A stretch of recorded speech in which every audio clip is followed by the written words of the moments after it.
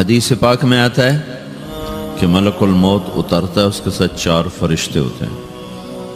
وہ چاروں فرشتے آتے اس کی پٹائی شروع کر دیتے ہیں.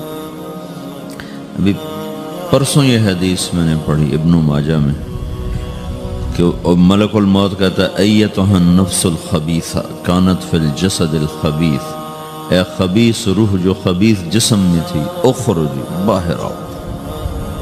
اب وہ واپس تو ہو نہیں سکتا، اپنے آپ کو روک تو سکتا نہیں، تو وہ حیران پریشان خوف زدہ. تو اس کے جواب میں اس کو ملک الموت کہتا ابشری ابشری بحمیم وغساق وآخر من شکلہ ازواج، تیار ہو جا خوفناک عذاب کے لیے اور کھولتے پانیوں کے لیے، کانٹے دار جھاڑیوں کے لیے اور بے شمار عذاب کی شکلوں کے لیے. تو اس کی روح کو جب کھینچتے ہیں تو رگ رگ سے وہ کٹ کٹ کے نکلتی ہے، تو سارا وجود زیر و زبر ہوتا ہے. سکرات کا درد ساری دنیا کے دردوں پر حاوی ہے. جب اس کی روح نکلتی ہے اور اس کو لے کر آسمان پر چلتے ہیں تو دروازے پر پہنچتے ہیں تو اندر سے فرشتے پوچھتے ہیں کون ہے؟ کہتے ہیں فلاں فلاں کا بیٹا ہے. کا نفس خبیثہ فی الجسد الخبیث، یہ تو وہی بدماش ہے جو بدماش جسم میں تھا، یہ وہ بدبخت روح ہے جو بدبخت جسم میں تھی. اس کے لیے آسمان کے دروازے نہیں کھول سکتے، اسے واپس کر دیا جائے. تو آسمان کے دروازے لا تفتح لهم ابواب السماء ولا يدخلون الجنة حتى يلج الجمل في سم الخياط، کہ ان کے لیے آسمان کے دروازے نہیں کھلیں گے اور ان کے لیے جنت کے دروازے نہیں کھلیں گے. پھر یہ وہاں سے نیچے گرائے جاتے ہیں جو اللہ کا قید خانہ ہے سجین. وما ادراک ما سجین کتاب مرقوم، وہ تمہیں خبر نہیں کہ وہ کیا خوفناک قید خانہ ہے جو اللہ تعالیٰ نے بنایا ہے، اسے وہاں دھکیل دیا جاتا ہے. پھر قیامت تک اس کے لیے انتظار کی گھڑیاں ہیں اور عذاب کی شدت ہے.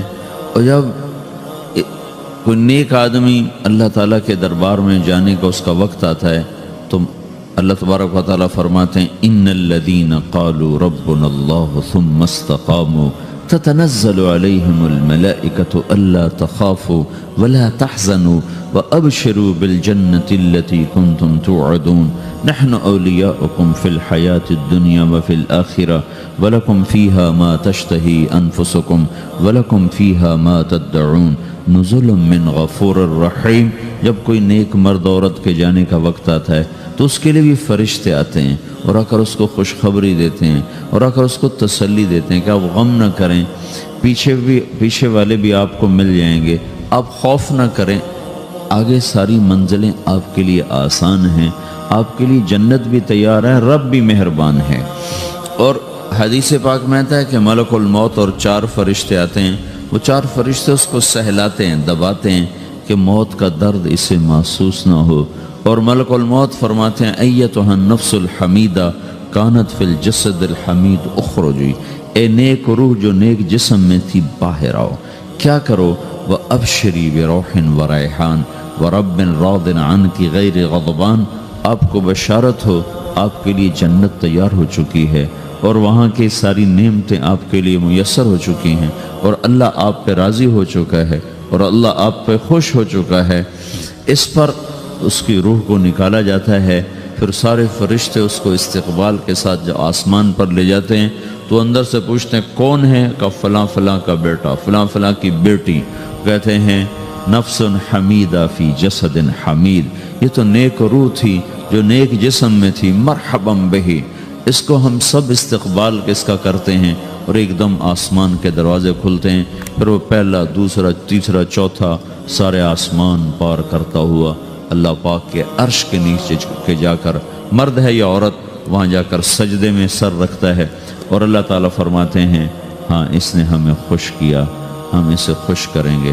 اور اس کو عافیت کے ساتھ وہاں آسمان میں، پہلے آسمان سے لے کر اللہ کے عرش تک یہ سب ویٹنگ روم بنے ہوئے جہاں اللہ اپنے اپنے درجات کے مطابق جنت والوں کو ٹھہراتا ہے. اور وہ انتظار گاہ ہے اور وقت ختم ہو جاتا ہے، لہٰذا انتظار کی جو تکلیف ہے وہ بھی ختم ہو جاتی ہے. وقت ختم تو انتظار کا احساس ختم اور ٹائم کے گزرنے کا احساس ختم۔ تو جیسے اصحاب کہف کو اللہ نے غار میں داخل کر کے تو غار کے اندر سے وقت کو نکال کے باہر پھینک دیا، باہر 300 سال گزرے، اندر آدھا ہی دن گزرا تھا۔ وہ جب اٹھے ہیں تو وہ 25 برس کا نوجوان 325 سال کا ہو کے نہیں اٹھا، وہ 25 سال کی عمر میں اٹھا ہے۔ نہ ناخن بڑا ہے، نہ مونچھیں بڑی ہیں، نہ ان کی داڑیاں لمبی ہوئی ہیں، کیونکہ تو زندہ تھے، مر نہیں گئے تھے۔ تو زندہ کے تو بال بھی بڑھتے ہیں، ناخن بھی بڑھتے ہیں، لیکن وہ اس طرح اٹھے کہ 300 برس گزر گئے اور 25 برس کا نوجوان 25 سال کی عمر میں اٹھا ہے، 20 برس کا 20 برس کی عمر میں اٹھا ہے۔ اور وہ کہنے لگے کم لبثنا، بھئی کتنا ٹھہرے ہیں؟ کہ یومن او بعض یومن، لگتا ہے کوئی دن آدھا دن ٹھہرے ہیں۔ وہ صحیح کہہ رہے تھے۔ باہر اللہ تعالیٰ نے وقت کی گھڑی کو چلائے رکھا اور اندر غار میں اس کو سوئچ آف کر دیا، نکال دیا، یہاں وقت کو داخل نہیں ہونے دیا۔ تو وقت کے گزرنے سے جو بھی اثرات مرتب ہوتے ہیں وہ ان پر مرتب نہیں ہوئے، تو وہ 20 آدھا ہی دن کے بعد اٹھے ہیں، باہر 300 سال، اندر آدھا دن۔ یہی کچھ اللہ تبارک و تعالیٰ برزخ میں کر دیتا ہے، وقت کو ختم کر دیتا ہے، گزرنے کا احساس نہیں ہوتا ہے۔ تو اس طرح میرے عزیزو، یہ دو موتیں ہر انسان دیکھتا ہے، یا وہ جنت کے فرشتوں کا استقبال دیکھتا ہے یا جہنم کے فرشتوں کی مار اور پٹائی کو سہتا ہے۔ رابعہ بصری رحمۃ اللہ علیہ کا انتقال ہونے لگا تو انہوں نے رات کو فوت ہوئی، تو انہوں نے اپنی خادمہ کو بلا کے فرمایا کہ کسی کو بتانا نہیں، جب میں مر جاؤں تو پڑوس میں 2-4 کو بلا کر نا میرا جنازہ پڑھوا دینا، اور جس کرتے میں تہجد پڑھتی تھی وہی میرا کفن بنا دینا، اور صبح بے شک لوگوں کو بتا دینا، میرے مرنے کے بعد میری میت کو رکھنا نہیں، فوراً دبا دینا۔ تو جب ان کا انتقال ہوا تو انہوں نے پڑوس کے 2-4-10-20 آدمی بلائے اور ان کو تدفین تجہیز سب کچھ ہو گئی۔ صبح شور مچا کہ وہ رابعہ بصری کا انتقال ہو گیا۔ تو اگلے دن وہ خواب میں اس خادمہ کو ملی اور کہا بیٹی تیری بڑی مہربانی، تو نے میری وصیت کے مطابق عمل کیا۔ اس نے دیکھا کہ انہوں نے ایک خوبصورت سبز لباس پہنا ہوا ہے، تو وہ فرمانے لگی، انہوں نے سوال کیا کہ آپ کے ساتھ قبر میں کیا ہوا؟ تو وہ کہنے لگی کہ میرے پاس منکر نکیر آئے تھے اور مجھ سے کہنے لگے من رب کی، تیرا رب کون ہے؟ تو میں نے کہا سبحان اللہ، 40 برس جس کو میں نہ بھلا سکی اس کو 4 ہاتھ زمین میں آ کے میں بھول جاؤں گی۔ ان کا 42 برس کی عمر میں انتقال ہوا تھا۔ تو وہ کہنے لگے سبحان اللہ، جس کو میں 40 برس نہ بھلا سکی میں اسے 4 ہاتھ زمین کے اندر آ کے بھول جاؤں گی۔ تو منکر نکیر کہنے لگے اس کا کیا حساب لینا؟ پھر انہوں نے پوچھا کہ وہ آپ کا وہ کرتا کہاں گیا تہجد والا جس میں آپ کو کفن دیا تھا؟ کہا وہ اللہ نے مجھ سے لے لیا ہے اور میرے اعمال کے خزانے میں رکھ دیا ہے، قیامت کے دن میرا وہ کرتا بھی میرے ترازو میں تولا جائے گا، اور مجھے یہ لباس پہنایا ہے جو جنت کا لباس ہے۔ یہ بھی ایک موت ہے۔ اس طرح بھی لوگ مرتے ہیں۔ اور دوسری بھی ایک موت ہے، ہمارے علاقے کی بتا رہا ہوں، اپنے علاقے کی۔ ایک زمیندار مر گیا، اس کی قبر کھودی، ساری بچھوؤں سے بھری ہوئی، ایسے جیسے چیونٹیاں پھر رہی ہوتی۔ تو انہیں وہ بند کر کے دوسری کھودی، ساری بچھوؤں سے بھری ہوئی۔ پھر وہ بند کر کے تیسری کھودی، ساری بچھوؤں سے بھری ہوئی۔ قبرستان میں اتنے بچھو کہاں سے آ گئے؟ یہ زمین کے بچھو نہیں ہے، یہ آخرت کی بلائیں ہیں جس کے ساتھ اب اس سے قیامت تک رہنا ہے اور گزارا کرنا ہے۔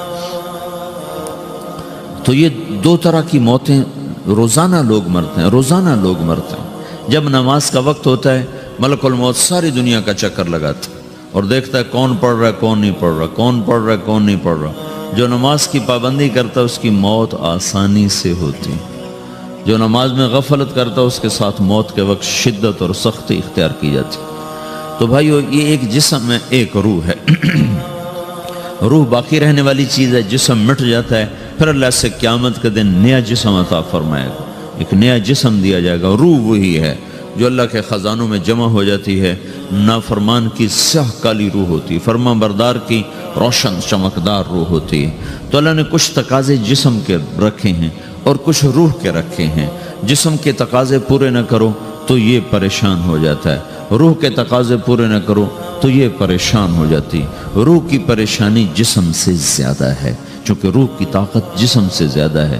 روح جسم مٹی سے بنا ہے، اس کی غذا بھی مٹی سے نکلتی ہے۔ روح آسمان سے ہے، اس کی غذا بھی آسمان سے ہے۔ روح کا تعلق جب تک اللہ سے نہیں جڑتا، اس سے بھوک اور پیاس لگتی رہتی ہے۔ جسم کو جب تک روٹی اور پانی نہ ملے، یہ تڑپتا اور پریشان رہتا ہے۔ جیسے اللہ تعالیٰ نے ہمارے جسم میں روٹی اور پانی کی طلب کو بے ساختہ رکھ دیا ہے۔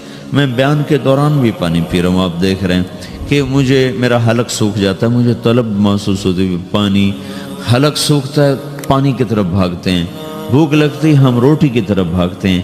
یہ ایک ایسا اندر میں آٹومیٹک سسٹم ہے کہ ہم اس کو آف نہیں کر سکتے۔ یہ سوتے سوتے بھی بھوک کی وجہ سے آنکھ کھل جاتی، سوتے سوتے پیاس کی وجہ سے آنکھ کھل جاتی ہے۔ یہ ایسا خود اللہ تعالیٰ نے ساختہ نظام بنایا ہے کہ آپ اپنے جسم میں روٹی اور پانی کی طلب کو نہیں نکال سکتے۔ میرے عزیزو، ٹھیک اسی طرح اللہ نے انسانی روح میں اپنی طلب رکھ دی ہے اور اپنے رسول کی طلب رکھ دی ہے۔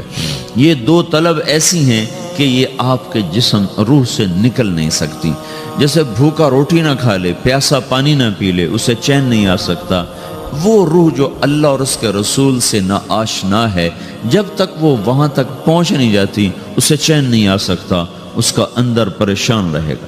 1997 میں جب جنید جمشید سے میری پہلی ملاقات ہوئی تو اس نے مجھ سے یہ سوال کیا کہ مولوی صاحب، ایک پاکستانی نوجوان جس گلیمر کو خوابوں میں دیکھتا ہے، وہ گلیمر تو مجھے زندگی میں ویسے ہی حاصل ہے۔ میرے چاروں طرف زندگی کا رقص ہے اور میری زندگی کی ہر خواہش، السلام علیکم، ویلکم بیک ٹو مسلم سیرہ۔ ایسے ہی بیانات سننے کے لیے ہمارے چینل کو سبسکرائب کریں اور بیل آئیکن کو ضرور دبائیں۔ شکریہ۔ تمنا پوری ہے، اس کے باوجود میرے اندر اندھیرا ہے، میرے اندر خلا ہے۔ مجھے لگتا ہے میں وہ کشتی ہوں جس کا کوئی ساحل نہیں، جس کی کوئی سمت نہیں، جس کا کوئی گھاٹ نہیں۔ یہ کیوں ہے؟ میرے ساتھ تو ایسا نہیں ہونا چاہیے۔ ایک عام لڑکا تو کہتا ہے ہائے کاش یہ ہوتا، اس کو وہ نہیں ہو رہا تو پھر وہ پریشان ہے، ہائے یہ ہوتا، ہائے وہ ہوتا۔ تو میں تو ہائے نہیں کرتا ہوں، میری تو ہر لذت اور خواہش میرے سامنے تشتری میں سجا کے پیش کی جا رہی۔ میں کیوں ایسا کر